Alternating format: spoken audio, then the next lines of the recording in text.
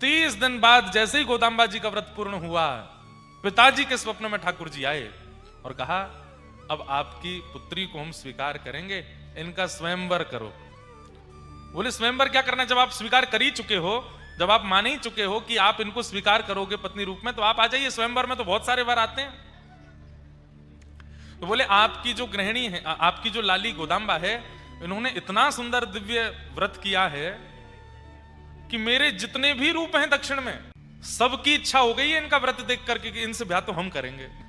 तो इसलिए ठाकुर जी ने कहा आप तो स्वयंवर करो, और स्वयंवर का नियम, जो पहले मंडप में आ जाएगा उसका विवाह गोदाम्बा जी से होगा। श्री गोदाम्बा जी के पिताजी ने पत्री बनवाई, शादी की जैसे पत्रक होती है, और प्रत्येक दिव्य देश में जाकर के ठाकुर जी को निमंत्रण देकर के आए कि हमारी लाली को ब्याह है, आप भी दुल्हा बन के आओ, क्या पता जयमाल हो जाए। पत्रक पहुंच गया। अब यहां श्रीरंगम में विराजमान श्री रंगनाथ भगवान वो बड़ी चिंता में बैठे हैं। तभी गरुण जी आदि सब आकर के बोले, जय जय, बड़े चिंता में हो, कहा बात है? बोले हमको ये लग रही है कि ये गोदाम्बा जी तो हमसे प्रेम करती हैं, पर ये हमारे ही स्वरूप हैं साबरे, और सब में होड़ लगी है। वहां जगन्नाथ जी तैयारी करे बैठे, बोले मैं पहले पहुंचूंगा। बद्रीनाथ जी कह रहे हैं मैं तो ऊंची पहाड़ी थी, सीधी छलांग मारूंगा, दक्षिण ही पहुंचूंगा। तिरुपति जी कह रहे हैं कि मैं पहले पहुंचूंगा, पद्मावती जी नीचे भेज देंगे। हम कैसे पहले पहुंचे? गरुण जी बोले आप हमको आज्ञा। बोले तुमको क्या आज्ञा, तुम भी तो सब जगह हो, अब तुम अकेले यहां विराजमान हो तो तुमसे कुछ कहें? तुम द्वारिका में भी हो, तुम बद्रीनाथ में भी हो, तुम जगन्नाथ में भी हो, सब जगह तो हो।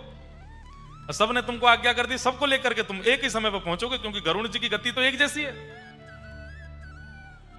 गरुण जी बोले नहीं भगवान, आप आज्ञा करो। बोले देखो हमारे हृदय की परम इच्छा है कि गोदाम्बा जी से तो हम विवाह करें। अगर तुम हमारी बात मानो, बाकियों की मत मानना, बाकी तुम्हारी प्रतीक्षा में बैठे रहें, थोड़ा विलंब कर देना, हमको पहले पहुंचा दो। तो श्री गरुण जी बोले हमको क्या मिलेगा फिर?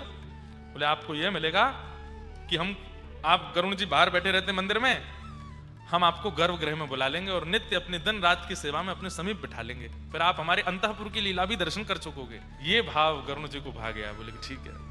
और जिस दिन स्वयंवर होना था, सारे ठाकुर तैयार हो गए भारत के गोदाम्बा जी के विवाह स्वयंवर में जाने के लिए, लेकिन सब प्रतीक्षा कर रहे हैं गरुण जी कहाँ हैं। गरुण जी किसी के पास नहीं गए, रंगनाथ भगवान के पास गए, तुरंत कंधे पर विराजमान करके सीधे पहुंचे हैं स्वयंवर मंडप में, और सबसे पहले आगंतुक के रूप में श्री रंगनाथ भगवान पधारे। शंख चक्र गदा पद्म धारण करके जैसे ही प्रभु पधारे, श्री गोदाम्बा जी ने उनका वर्ण किया।